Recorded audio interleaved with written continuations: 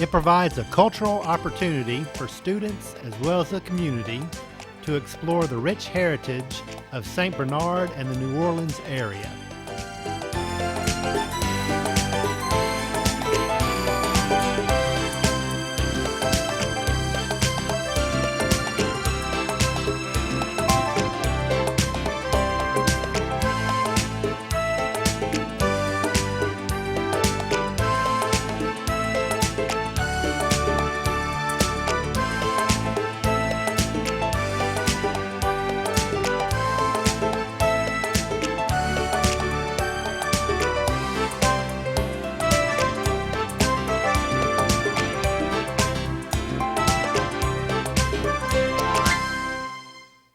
Good morning, and please welcome the host of the History Lecture Series, Mr. Curtis Manning. Thank you very much. On behalf of Dr. Thomas Warner and Nunez Community College, I'd like to welcome all of you to the Nunez History Lecture Series. This is a special daytime history lecture series for the local high school students, and so we appreciate you coming. Let's give yourselves a hand. All right, so I just have one question. Is anybody ready for summer yet? Are you ready to do some of this more? All right. Well, once again, we'd like to thank you for coming. Tonight's presentation will be Mr. Ron Chapman, who's a history professor here at Nunez, and he'll be speaking on the Battle of New Orleans, which is not only one of the most important events in Chalmette's history, but also the United States and international history. So we look forward to that.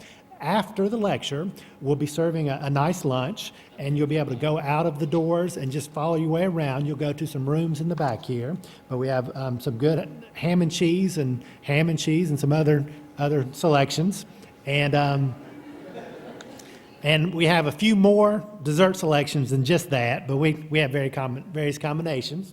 And so we hopefully have a great lecture and a good lunch. We have plenty of time for questions and answers, and so we hope you have a good experience today. Let's go on to the entertainment for this afternoon then, and I'd like to introduce Mr. Ron Chapman.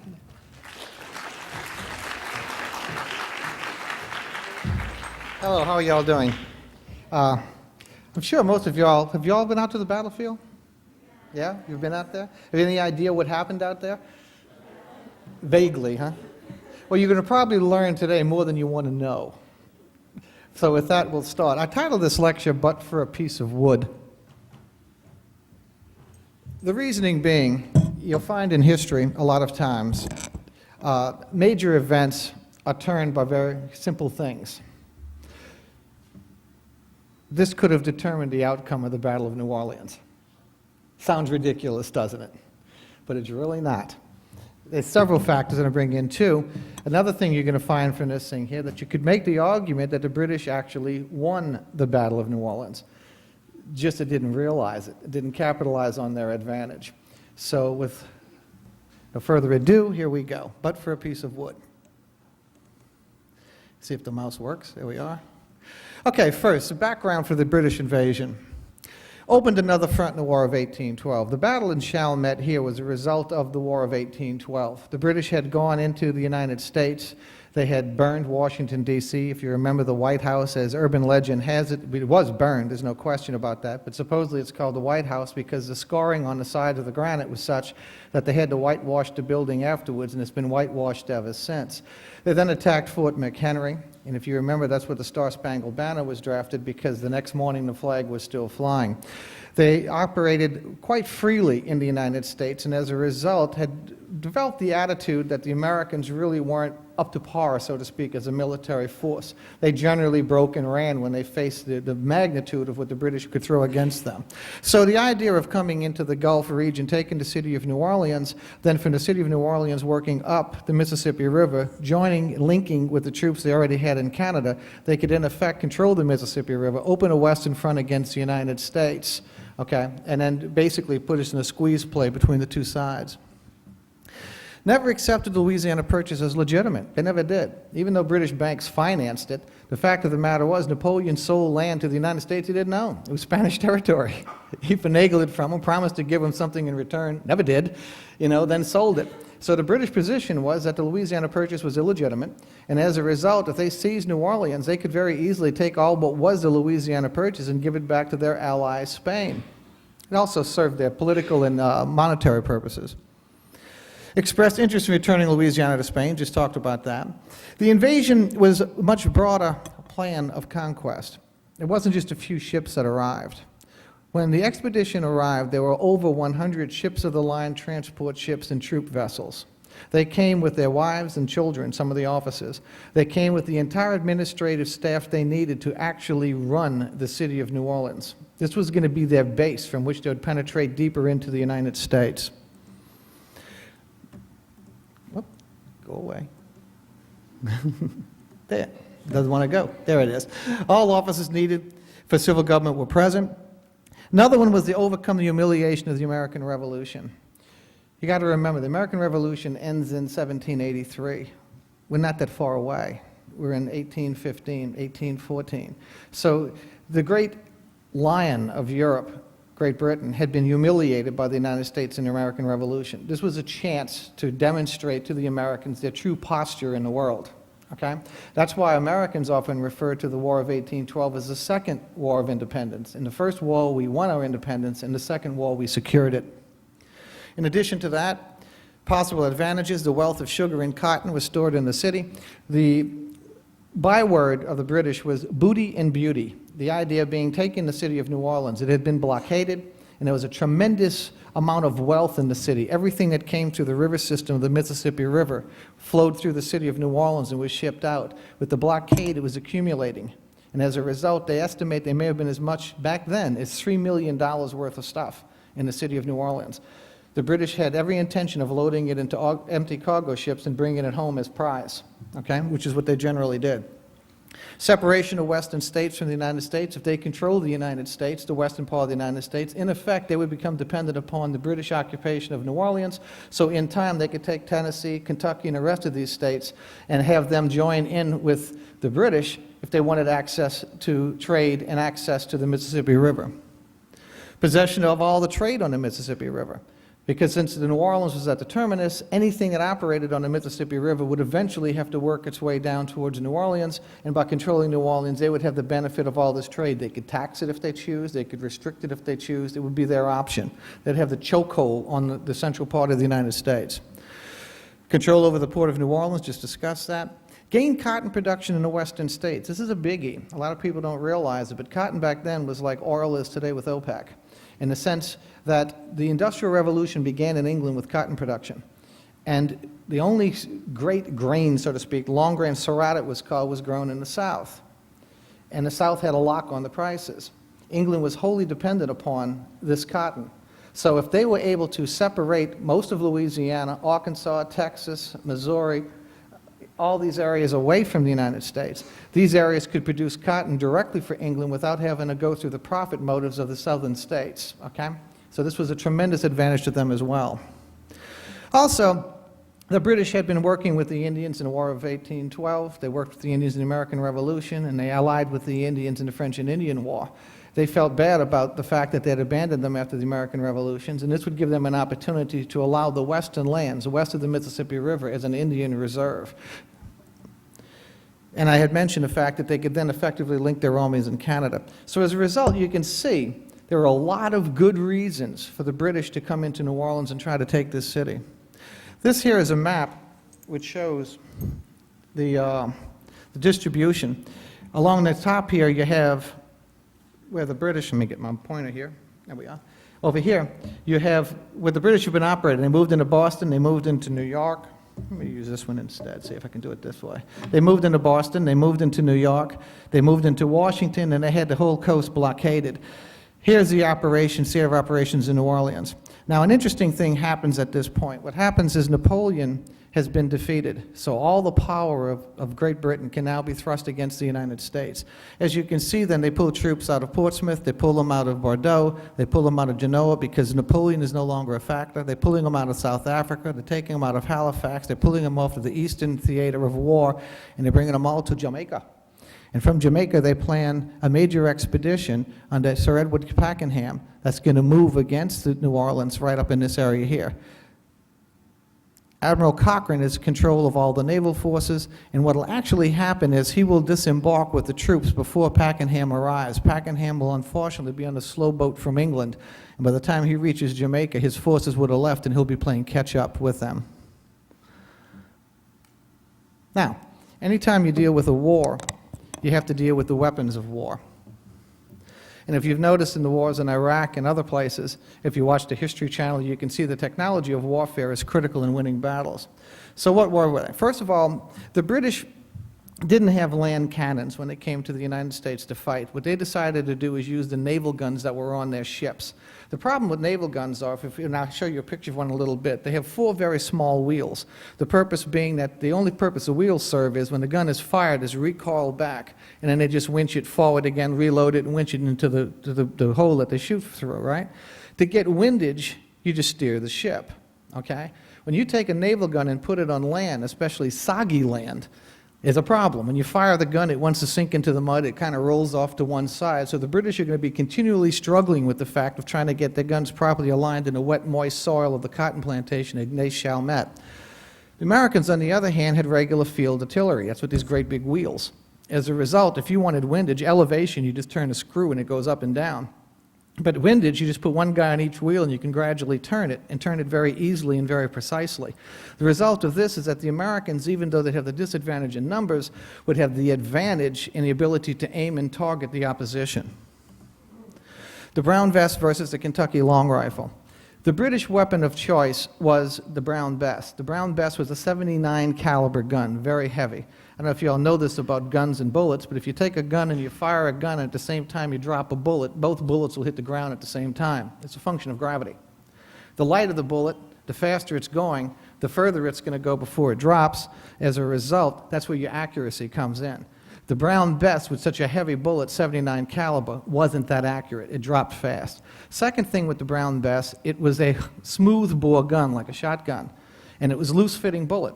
The purpose being is when the British and the Europeans fought in Europe, what they would do is they'd have about 20,000 guys lined up against each other at about maybe 80 yards. They'd take their guns and shoot.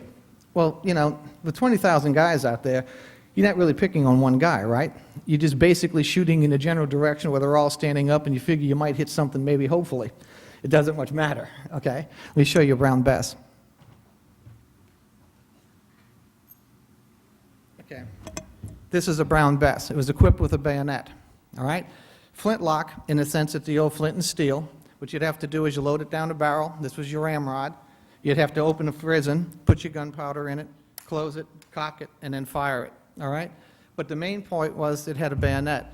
Large, small, smooth bore. The idea was to load it as quickly as possible so the bullets fit relatively loose in there so you could load fast. As again, you had so many people out there, you weren't looking at one particular person. So as a consequence, the ball would kind of bounce as it rattled through the barrel, so that's what kind of inhibited its accuracy.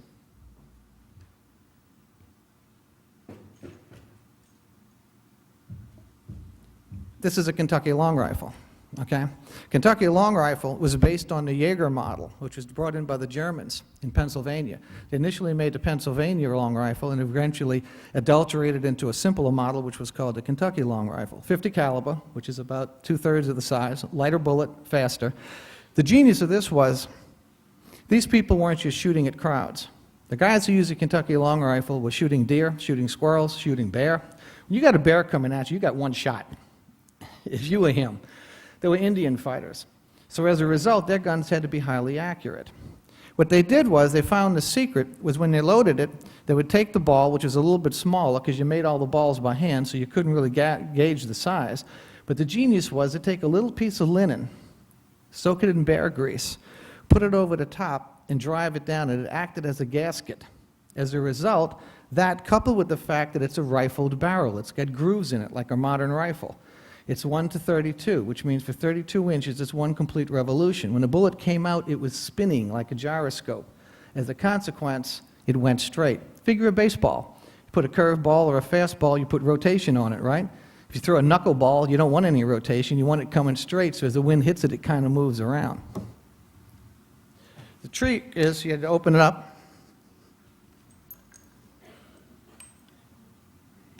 Load it with powder.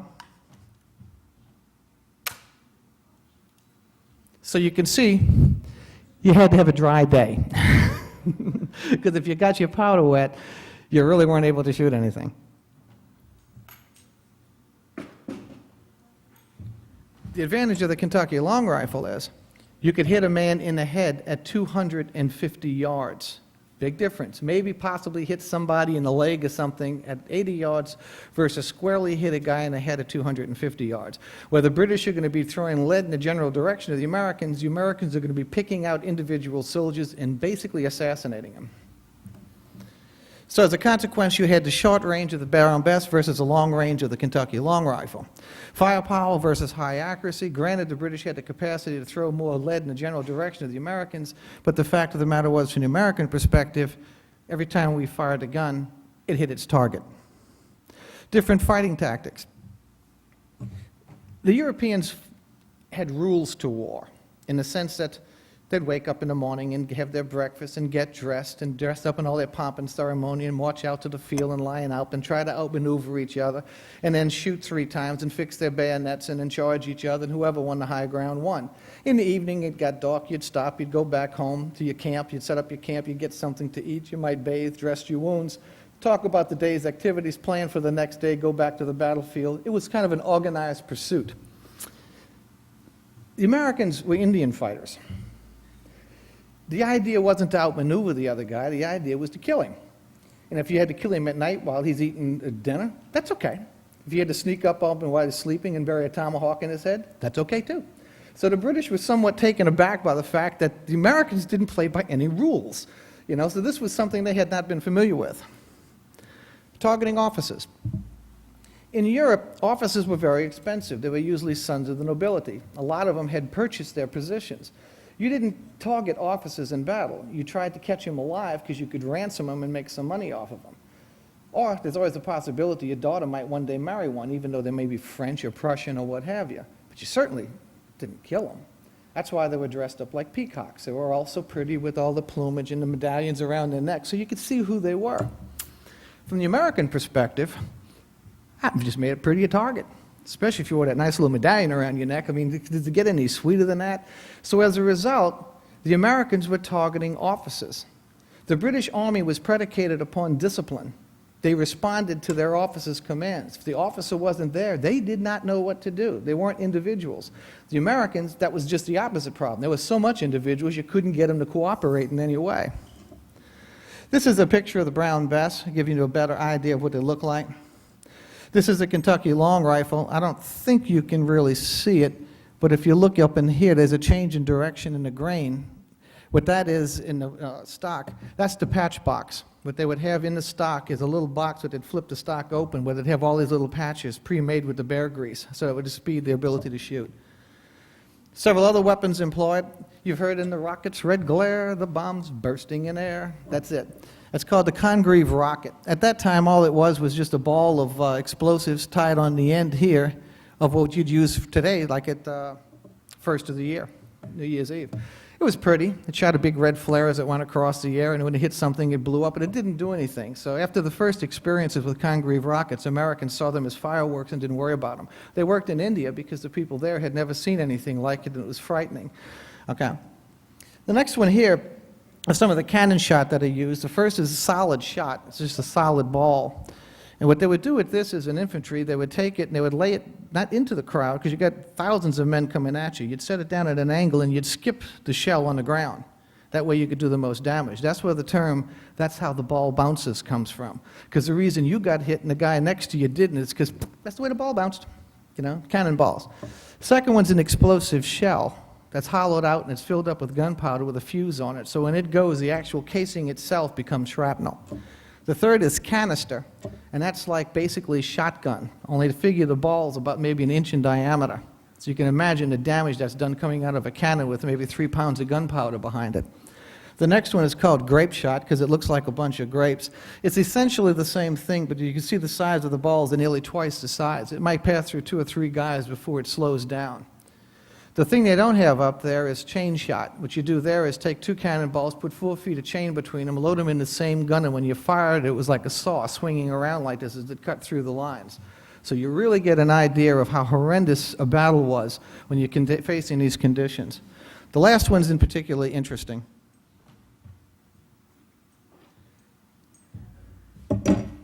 When I talked to you a little earlier, I showed you the bayonet on the Brown Bess. That's the way the British conducted their operations. They would get in, fire a couple of rounds, charge one another, then bayonet each other and hit each other with stocks, and that was basically about it. When they ran across the Americans, they ran into a tool they had not been familiar with. It's called a tomahawk. The Kentuckians carried this in their waist. When they went into hand-to-hand combat, they would take it and hold it next to their rifle. So when they got into hand-to-hand combat, they'd start slashing with the tomahawk. Lieutenant Krieg, after the Battle of the 23rd, which we'll get to in a little bit, the next morning when they went out to the battle lines and saw his men, was horrified at the condition of some of the bodies that had been so chopped up. It's because they'd never had the experience with a tomahawk. But the Kentuckians and the Tennesseans had learned how to fight from the Indians, and this was the tool of the Indians. This is the land piece I was telling you about, artillery. And this is the naval gun. Again, you can see those small wheels, what a problem that would be under those conditions of wet ground. This is an idea what the British soldiers look like. Aren't they pretty? I mean, think about that. How are you going to miss that? You know, especially with a green background. I mean, he couldn't do more to make himself obvious as a target. Besides which, the Americans had another thing they did. They called ranging sticks. They walked out from their lines, paced off 100 yards, and put a stick in the ground. You walk and you don't notice a stick. But the idea was, I know where my stick is, and by putting my stick in the ground, what I've done is, as soon as a soldier comes up to that stick, my gun's sighted in at 100 yards. He's history. I could probably hit him right in the middle of that medallion. And that's what was happening. As they were shooting, they were dropping. Okay, what's up next? Setting. I want you to think about Chalmette now and strip out what you see now. Strip out the sugar refinery, the oil refineries, the port where Kaiser was, the Chalmette strip all that away from your mind. What I want you to think of instead is a series of plantations, just like this, okay? Where the plantations are running, let's see, I can't seem to get this thing to work right. Oh, well. But anyway, you can see the plantations run from the river across. In the back here, you have a cypress swamp. I'll fall back on this. In the back here, you have a cypress swamp. Here's where you plant your crops. This is your property lines. Here's your home. Here's the river. There's the batcher. You have a levee. Then you have a river road that runs in the front. Okay, these would be the slave quarters in the back. This would be the master home. These would be like the Pakenham Oaks running off the front. Okay? So that's basically what the setting is all about. So what happens? Okay, the first thing that happens is the British make their first attempt at Pensacola and Mobile. They don't get anywhere, so they start heading further to the west. They start filling in with their 100 ships around the Chandelier Islands. The first thing they do is go into the Mississippi Sound by Lake Bourne, and they run across A.P. Jones, who's an American commander with 5 gunboats, and within 2 hours they've removed him, killed or captured his men. Okay? At this point now they own Lake Bourne. Andrew Jackson is at this stage of the game in the French Quarter. He had come down earlier, have a long, hard 16-hour ride by horseback from Mobile. He's in 324 Royal Street. That's where his immediate headquarters is. He's got people stationed all over the area because he just don't know where the British are going to come, but he knows they're in Lake Bourne because the dispatch boat has told him about the defeat at Lake Bourne. What happens is the British, as they enter Lake Bourne, are met by a group of fishermen at the mouth of Bayou Bienvenue. Now, Bayou Bienvenue was ordered to be closed. All waterways ordered to be closed by Andy Jackson. But Gabriel Villeray didn't close Bayou Bienvenue, and to this day we really don't know why. We seem to think that maybe he felt sympathetic to the fishermen living out there, and that was the way they brought their fish to market. He assumed they would be loyal to him because he may have been getting a little bit of the take and he was helping them out. But in reality, these fishermen were in cahoots with the British. So they meet the British, and they tell the British, you know, the way to get to the back city of New Orleans. So it's on the night of December 22nd, so it's 3 days before Christmas.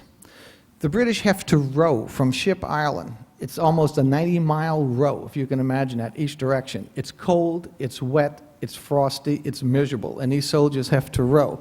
Each soldier, when they get in the boat, they got the helmet, they got the hats, they got all the uniforms, their rucksacks, their cartridge belts, they got their gun, they got their bayonet, and as they get into the boat, they turn around and give each one of them a cannonball. What's this for? Well, you got to get them to the front somehow, so just hold it in your lap. I'm sure some of you all have had to walk around a bag of sugar or something as a baby at some point in your lap. Imagine having to walk around a 32-pound cannonball under your arm. But that's how they brought things to the front. That was their problem. So they go to Pea Island first, which is in the bay. They use that as a staging area. From there, they go to the mouth of Bayou B Avenue. Gabriel Villeray was concerned about what was going on, so he sent a small detachment of men to the mouth of Bayou B Avenue to the fishing camp to see what was going on. When they get there, all the fishermen were gone but one. They asked what happened. The guy said, well, they were out fishing. I wasn't feeling well. They hang around a little bit, then go to sleep. They hear a noise. When they wake up, they see British barges coming their way. They hurry up and try to get in their boats to try to warn Villeray. The British soldiers put their backs to the oars, row up, capture all but two of them, who run off in the marsh. Their intention is to warn Jackson. Trouble is, it takes them 3 days to get there. By the time they tell Jackson, a lot of things have happened, okay? After that, they take Lake Baum. They then turn around and they decide, all right, where are we going from here? These fishermen told them to go up Bayou B Avenue. Admiral Cochrane turns around to one of his junior officers named Piddle and tells him to follow these fishermen, dress as one, and see if they're telling the truth. At which point, he goes up the Bayou B Avenue. When he gets to the end, he makes a turn towards the city of New Orleans to the Delaron plantation, but he finds the canal there too narrow. Most of these plantations have drainage canals that run out the back. He then goes down the river to the Villeray plantation, finds that particular channel is wide enough for the British boats. He then goes up, stops the boat. This is nighttime, secretly sneaks through the sugarcane of the plantation, goes out to the river, kneels down, drinks out the Mississippi River, looks upstream and says, yeah, I'm here. Turns around, gets back in the boat and tells Admiral Cochrane, and at this time General Keane, because Pakenham isn't here yet, we can do this, we're right there. The British then move up. Keane orders all his men to the back of the plantation, allows them to rest for a few hours, and then before dawn they charge through the sugarcane and surround Villeray's house. Legend has it that Villeray at this time he's a major in the militia. He's sitting in his chair in the front porch with his feet on the rail, kicked back, drinking cafe au lait with a cigar in his mouth, and all of a sudden he's surrounded by British soldiers. Oh my, what to do?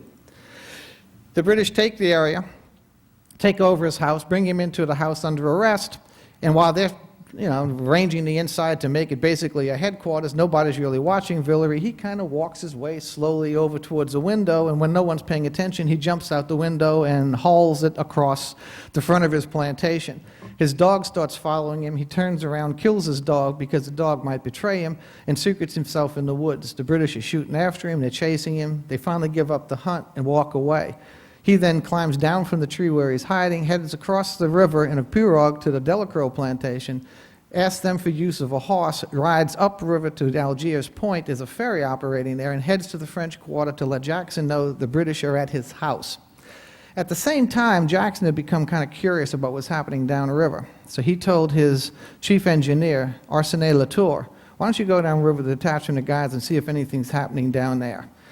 So Latour goes down. As he's going down, he finds people coming up, escaping the British. They tell him what's going on. He tells his men, go back and tell Andy what's happening. I'm going to take a closer look. He starts secreting his way down through the Delaron plantation, close to the Villeray plantation, does a quick head count and finds out there's about 1,400 to 1,600 British troops presently there setting up camp and more arriving. He then returns and tells Andy, the British are right south of the city, about 7 miles away. Almost immediately after that, Villeray shows up, out of breath, in broken French and English, trying to tell Jackson what's going on. Jackson asks Villeray, how did they get there? He says they came up Bayou B Avenue. Jackson says, I thought I ordered all waterways closed. He immediately places Villeray under arrest and wants to have him court-martialed. His family name will prevent too much from happening to him. But Jackson is furious. But now he's faced with the fact that he knows where they are, but they're only 7 miles below the city. Jackson's response is immediate, as Andy Jackson does. So it's December 23rd. It's 2 days before Christmas. It's called the night battle. Okay, this is what happens. He orders Patterson to take the Carolina, which is a gunboat, a schooner actually, about 16 guns on it, to float opposite the Villeray Canal, drop anchor, and don't make a sound. You're going to be called, you're going to be hailed, don't anybody make a sound. At precisely 7:30, I want you to open up the gun ports and hit them with grape shot. Remember, I showed you what grape shot was. In the meantime, Jackson with U.S. Marines comes down the river road here with some cannon. He sends Delaron, Beale, and Plush up across the top here. And what they're going to do is they're going to rouse the British. As Jackson said, they will not sleep a night on American soil. He hits them completely by surprise, because what happens, the British have come out on a levee and they see this boat and they're talking and they're waving and hey, and nobody will say anything. They're curious as to what's going on. At precisely 7:30, all they hear is "Give 'em hell, boys," and all of a sudden cannon shots are coming after them. Linked immediately with that is the attack by Andy Jackson on the land. So the British are just taken completely by surprise because they thought they had the element of surprise. This battle will wage on for about an hour and a half, maybe 2 hours. Fog sets in. I'm sure you all have shot a lot of firecrackers sometimes to see how much smoke settles in the area. So between the black powder smoke and everything else that's taking place, visibility virtually disappears. It reaches a point where friendly fire is becoming an issue. Jackson is leading his men. His gun's almost taken. He's actually waving his saber and screaming at his men to move forward, move forward. Finally, he realizes that the situation has deteriorated conditions-wise, that it's not going to work anymore. He's done what he had to do. He's confronted the British. He now pulls back, leaves some men at the Delaron plantation over here, then starts working his way upriver until he finds a natural geographic spot in the ground, make a defensive line. It's the remnants of a mill race at the Rodrigue Canal. He then orders it dug out and an embankment built across the opposite side as a defense line. And he has his other men posted forward to keep an eye on what the British are doing. This is the night of the 23rd. This is the time when the British find the effects of the Tomahawk battle. Okay? Another thing that comes out of this is the British thought they could divide the Americans into French and Spanish and Creoles and free blacks and what have you, divide the American people. What they discovered after this was that they had heard orders barked out in French and Spanish and Choctaw tongue, everything you can imagine. So their efforts to split the Americans didn't work. What the Americans came up with is they realized they could confront the British, and they also realized that they had a commander in Andy Jackson. This wasn't a guy who stood in the room and sent other people orders. This is a guy who had musket balls flying past the side of his head and didn't flinch as he commanded his men. The esprit de corps is growing tremendously. Christmas Day, December 25th. Pakenham, Sir Edward Pakenham, brother-in-law to the Duke of Wellington, commander of the troops that will be operating this expedition. They all came from the Peninsula Campaign against Napoleon. These are highly trained, crack troops. He brings in 3,000 additional troops when he arrives. He establishes his headquarters at Villeray Plantation, and immediately he turns around and he sees the Carolina running grape shot across his troops, and he says, "What's going on here?" They tell him, "Well, you know, we've been putting up with this for the last 3 days." What he does is very simply order them to go back to the ships, get some larger long guns, they're called. He builds a furnace of hot shot, and within a relatively short period of time, hot shot, you build a furnace and you put the cannonballs in the furnace and you get them red hot. Then you roll them in the cannon barrel, and when they hit the wadding, and finally it starts to fire, and when it hits the gunpowder, it goes off, and a ball of hot metal hitting a wooden ship generally starts a fire. Within a relatively short period of time, the Carolina explodes. Everybody in the city hears the explosion as it hits the powder magazine. Most of the men had gotten off because the fire was out of control. The Louisiana, the only other ship the Americans have, it's backstroke. They start trying to get it out the way because the British have now turned their guns on the Louisiana. Needless to say, the British are ecstatic. They have reinforcements, their commanders there, and already he's demonstrated his ability to deal with the Americans. It's December 27th. British advance. It was marked by numerous engagements between Americans and British troops. What happened is the British, now that Pakenham's there and reinforcements, they start moving upriver, and they start running into the original defense line that Jackson's got. Skirmishes are starting to take place, and the Americans are now starting to withdraw. They then set up a defense line at Delaron Plantation, which is pretty soon overwhelmed, and they start driving the Americans off. The Americans now run towards the Chalmette Plantation and get behind the embankment that Jackson has been building up to this point. What Jackson gets out of this is he knows that tomorrow is a big day. The British are going to make a major move against them. December 28th. It's called the Affair of the 28th. It's called a reconnaissance in force. A reconnaissance in force is you take all your forces and you move them forward and you're ready to take advantage of the enemy, but you haven't made a total commitment because you're just really feeling him out. You're trying to find out where his strengths are, where his weaknesses are. Now, if you find that he's truly weak, you have the capacity to move in quick and take him out. However, if you find that they're stronger than you thought, you haven't totally committed yourself, so you pull back. That's what a reconnaissance in force is. That's what Pakenham is doing. They're going to move forward, and you're going to have keen will be leading, the British on the left, Gibbs will be on the right. Gibbs is going through the cypress swamp, okay? The Americans start falling back. They start burning the slave quarters, the barns, whatever they have in the way as they're shooting. Scarce a ball misses his mark is a quote from the British, because what happens is the Americans using these Kentucky long rifles are playing havoc on the British soldiers. When they shoot, they don't miss. A major artillery duel then takes place between the Americans and the British. The British lose this again because they're using naval cannons which are sinking in the mud. The Americans have land weapons. The Americans have less weapons than the British do, but the Americans also have an advantage. They've cut a deal with Jean Lafitte, and the Baratarians are operating some of their guns as well, and these guys are dead shots. So they basically are playing havoc with the British. Also, the British are running out of ammunition because each guy had to carry a cannonball. So they kind of run out of ammunition real quick. What happens is Pakenham sees the situation deteriorating, says, "Shh, all right, guys, come on back. Come home, come home, come home. This is what it was all about. We just wanted to see what was going on. Now we know what we have to contend with." Obviously, A, they're not going to run away, and B, we need more artillery and we need a better plan.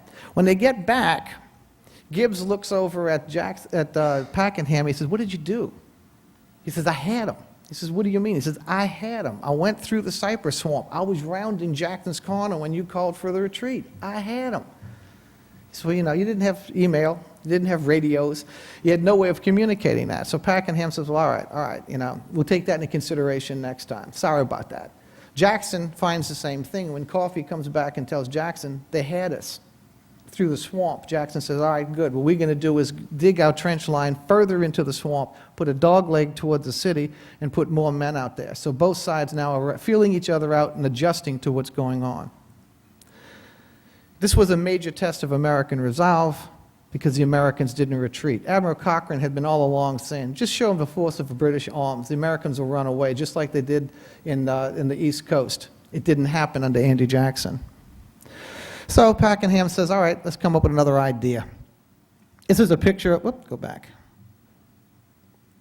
This is a picture of Lyon Jackson. What happens here is that Andy Jackson has now got everybody from the city who's got a shovel to start digging it out. He wants a deep trench, about 4 or 5 feet deep, maybe 8 feet wide, wants water in it. He wants this tall embankment on the other side. He's trying to create a physical obstacle to the British Army because he's got somewhere in the neighborhood of maybe 3,000 or 4,000 men. The British have 10,000. So he knows he's completely overwhelmed. The British troops are highly disciplined, highly trained. He's got an assortment of free men of color, some slaves, Choctaw Indians, Baratarian pirates, some Marines, some American forces, Frenchmen with hunting rifles, businessmen, Kentuckians, and Tennesseans. So he's got a patchwork quilt, whatever can sling a rifle. It's New Year's Day, January 1st. Opening guns. The fog lifts and the British commence an artillery barrage. The McCarty plantation, which is at the site of the Chalmette slip, was Jackson's headquarters. They target that plantation. Within moments, about 100 rounds go flying through the building, but surprisingly, no one's hurt. They're diving out of windows, running through doors to get out the way. Years later, the owners of the plantation will be gilding the bullets that are still, and the shells that are still stuck in the woodwork. You know, as they paint the house, they paint those things gold in honor of what happened. That house, like I said, will be torn down for the Chalmette slip. The British had 28 cannons to the American 10, but nevertheless, the Americans once again get the better of the duel, okay? Pakenham sends troops, this time through the swamp, as Gibbs had suggested, but now he runs across the extended American line. Furthermore, Jackson has put Kentuckians and Tennesseans deep into the swamp. These guys aren't wearing bright red with white stripes on them. These guys are wearing buckskins. They're covering their body with dirt and moss. They got long hair. They got beards. And they're hiding up in the trees. They're hiding in the woods. As a result, they call themselves the hunters. They're going hunting. That's the term they use. So they're literally hunting the British soldiers. It's an overwhelming firepower that meets the British as they go through the swamp, so they're forced to retreat. As a consequence, between low ammunition and being outfoxed by Jackson, they have to call a retreat a second time. Now, I want you to pay, whoops, going again, it goes quick. I want you to pay close attention to this because we're getting into something serious here. Now, this is Lyon Jackson. This is the Rodrigue Canal. This is the McCarty House. This forward redoubt is important, outwork. Jackson's not sure he likes this. His officers prevail upon him to build it. The reason is because they see this as an opportunity. If the British start taking this line, they can shoot the cannon straight down this line here to take the British out. Jackson's concerned because you've got a levee running here in Abacha, that if the British come up between the river and Abacha, they can shield it from any fire this way. If they take this redoubt, they can turn it against the Americans and turn the Americans on this side. This is the advanced redoubt. This is going to play a very important role in this battle, okay? Over here is very critical. Patterson, after the Carolina is sunk, takes what naval guns he has and mounts them across the river. This way here, as the British start coming this way, they're caught in a crossfire of guns shooting in this direction and guns shooting across this way, from across the river. It's this crossfire that's playing absolute havoc with Pakenham's troops, and it's this crossfire that Pakenham decides he has to deal with. January 4th, Second Front.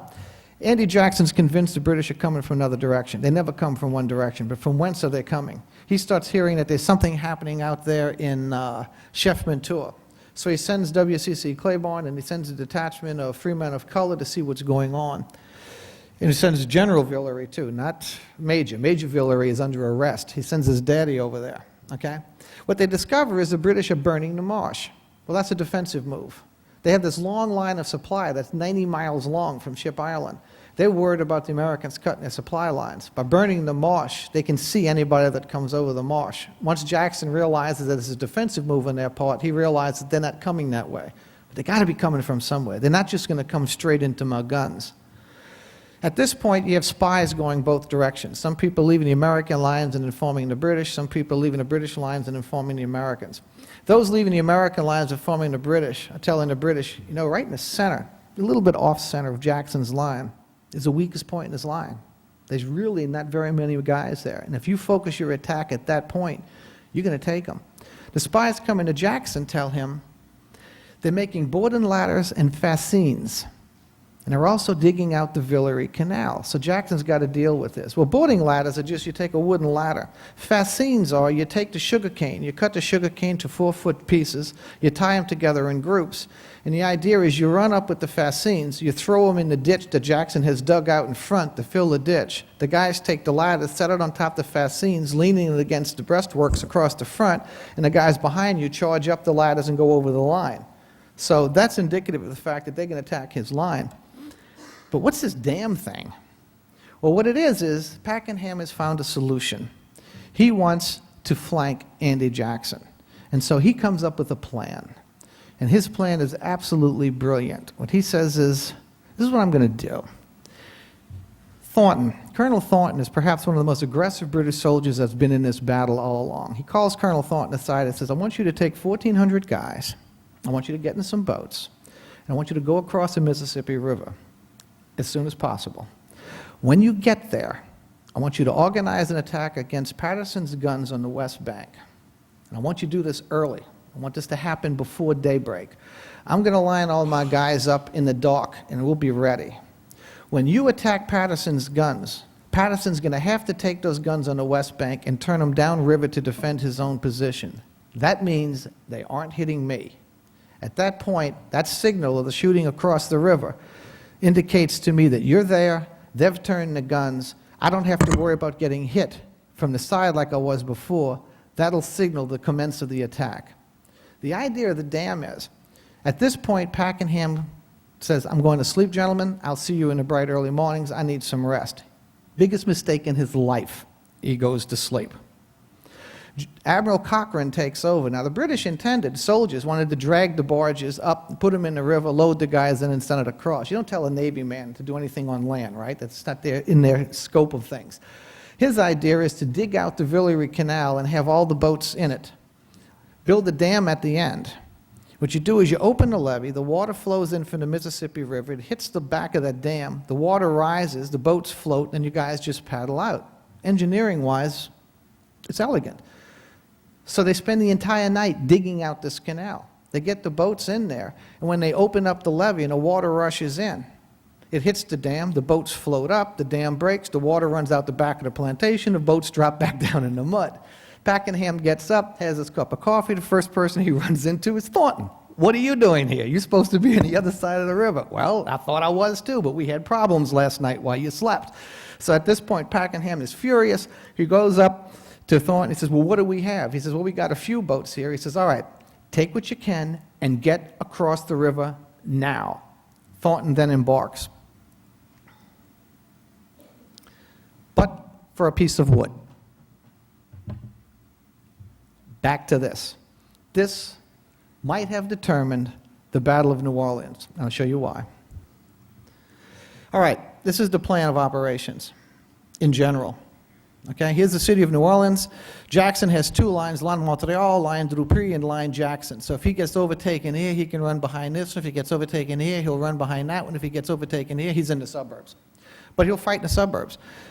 This is the British lined up here, and the idea is to cross the river and attack these guns here. So here's Line Jackson. You can see it's a forward of this position is Patterson guns. Send Thornton across to take these guns out here, turn these guns against Jackson.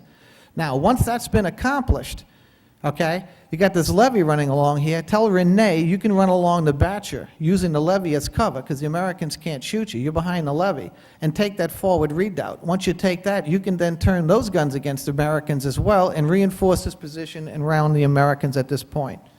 It's a brilliant plan, but for a piece of wood.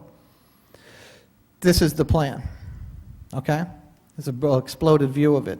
Here's Patterson's troops. You can see how ideally they're positioned. Here's Line Jackson. What happens?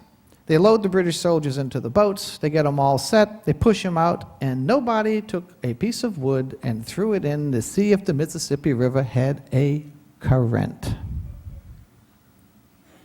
You know, it wasn't too long ago, we took a $360 million satellite and slammed it into the side of Mars. Do you all remember that? Because one guy calculated the thrust using inches and feet, and the other guy calculated the navigation on a metric system. So we still do stupid things. This is an example of the same thing. What happens is they take these guys, they load them in the boats, they push them out in the Mississippi River, and instead of paddling across the river, the current takes them downriver.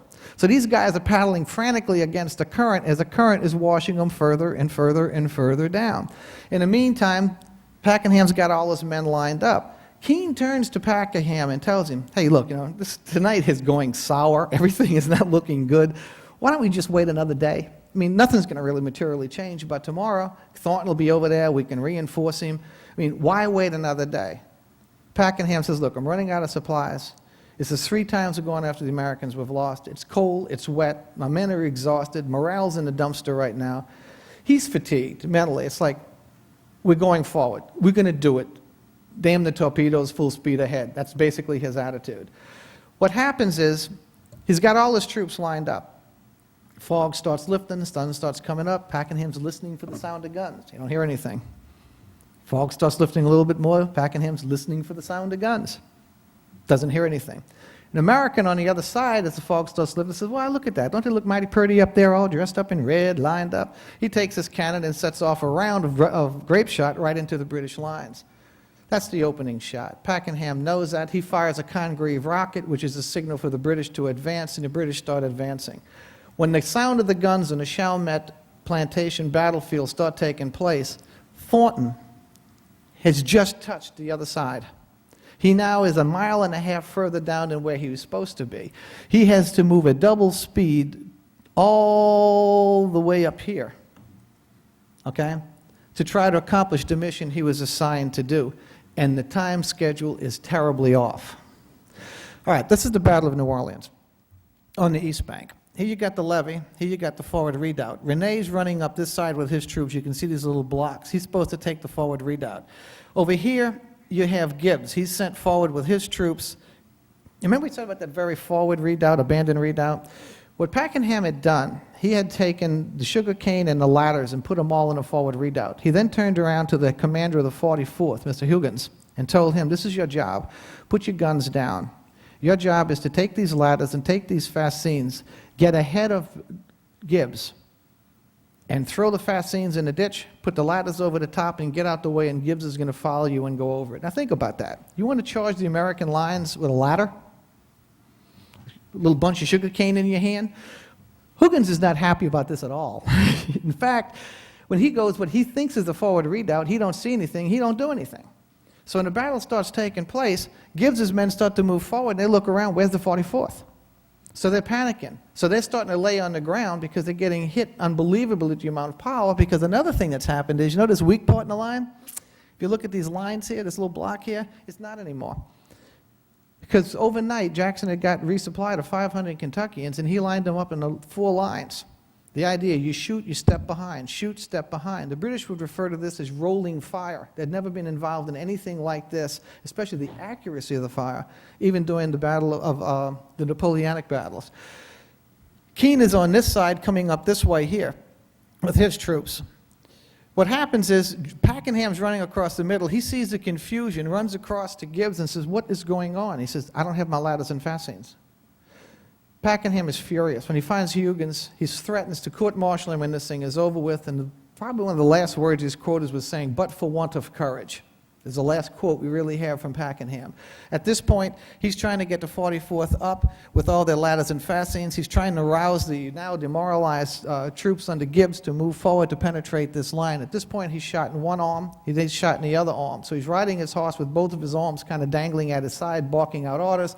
When another round goes through his thigh, probably shrapnel this time from a cannonball, into his horse, kills his horse. He tumbles off of it. He's been, probably his femoral artery is severed. He's bleeding to death. They bring him to the steps of the Delaron plantation, where evidence indicates that's probably where he passed away. Rene advances up this side here, takes the forward redoubt, says, "The day is ours, boys." At that point, Beale's riflemen turn around and put about 6 bullets in his chest. He falls out the redoubt. He's gone. Keane is coming across the battle here with the Highlanders. He tells them to halt, and they're disciplined troops. He gets shot through the neck. Well, there's 2 stories. One, he's shot through the neck. The other, he's shot in the groin. So there's a bit of a geographical difference between the two, but I guess for record's sakes, they decided to go with the neck wound. He's basically taken out, but the last orders the Highlanders had was to halt, so they do that. They just stand there, and the Americans are like, "This is too sweet." So they just start killing the Highlanders, and since they weren't giving any other orders to move forward, they just stand there and take the punishment. Dickerson makes it over the top. He's killed. Pakenham's killed. Gibbs is killed. Rene is killed. The only commanding officer left is Lambert, in charge of the reserves. He's looking in front of him in absolute disbelief as he sees the British army completely collapsing, in absolute chaos and carnage taking place. Okay?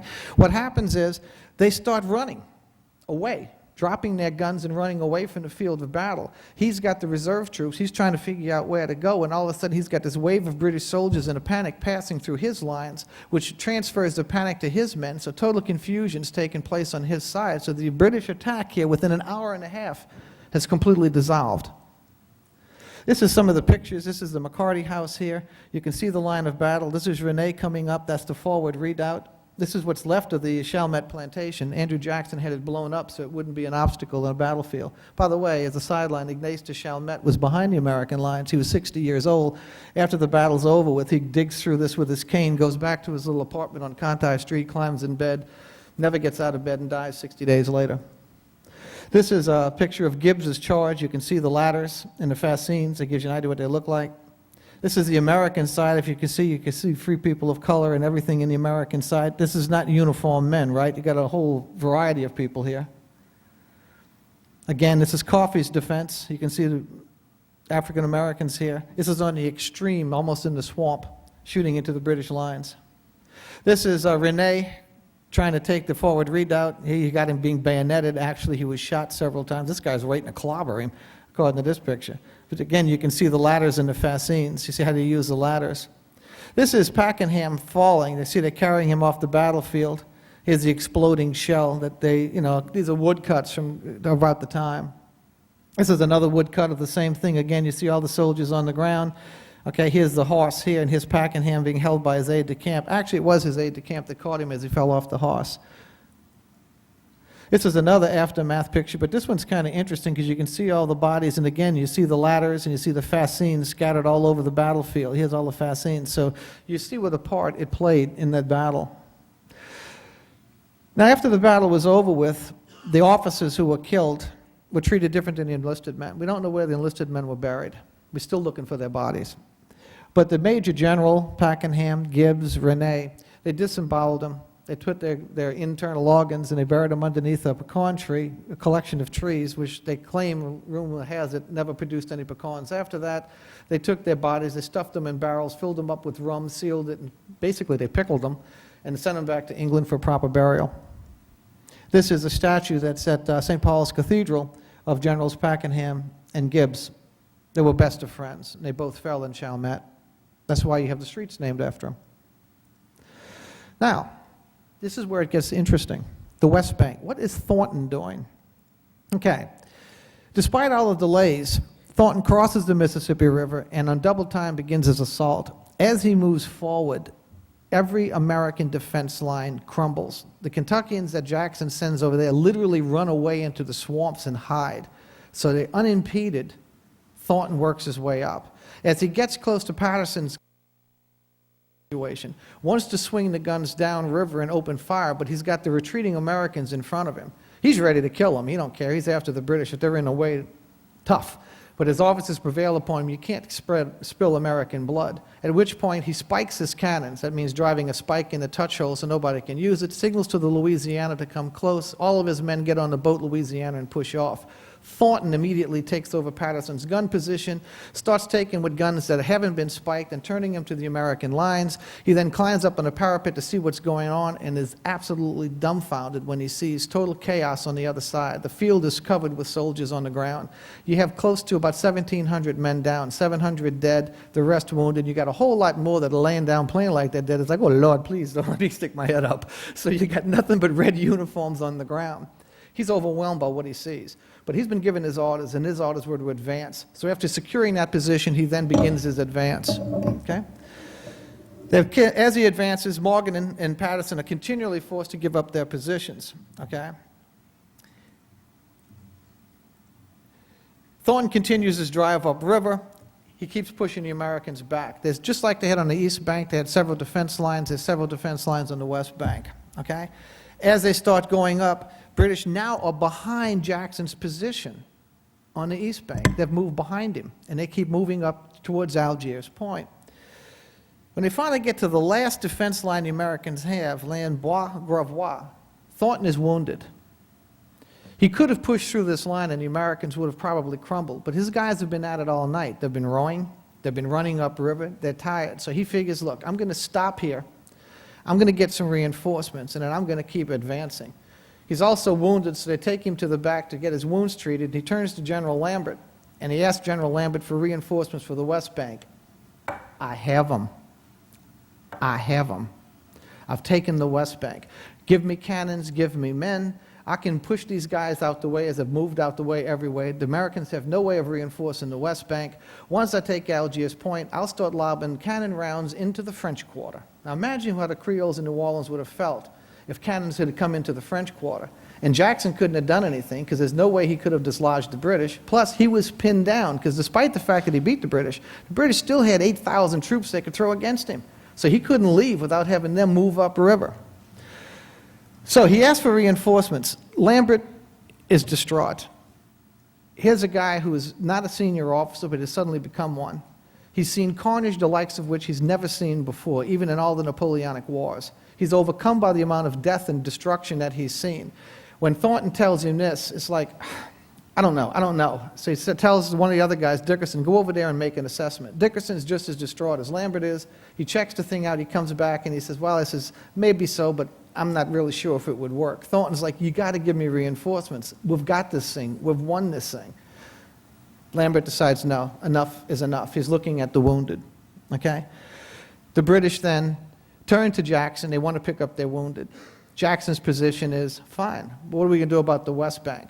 The British say, I'll withdraw. Jackson, whew, because when this thing's over with, he's going to court-martial Morgan for not properly defending the West Bank. So this is what basically happens.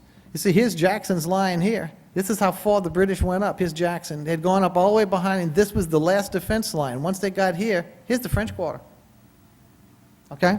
So the question comes in, what would have happened if Colonel Thornton had received the reinforcements he requested from General Lambert?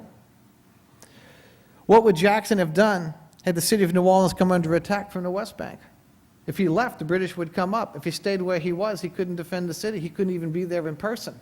And if he left in person to try to organize any kind of defense, would the guys have stayed up there? The only reason they were there was because of the strength of Jackson's personality. Would the citizens of New Orleans have done with bombs bursting in the city? A lot of them didn't want to fight to begin with. They thought it was ridiculous. The nuns, remember, took down a Lady of Prompt Succor and were praying on their rosaries because they were praying for a miracle. You had 14,000 basic soldiers, highly trained British soldiers, against a hodgepodge of Americans. This was an impossible venture. A lot of people did not want to fight. They wanted to just give the city up. If you started putting cannon shells into the French Quarter, they might have done that. Would the city of New Orleans have fallen to Thornton? That's the unanswered question. So that's basically it for the Battle of New Orleans. I hope you found it a little bit interesting.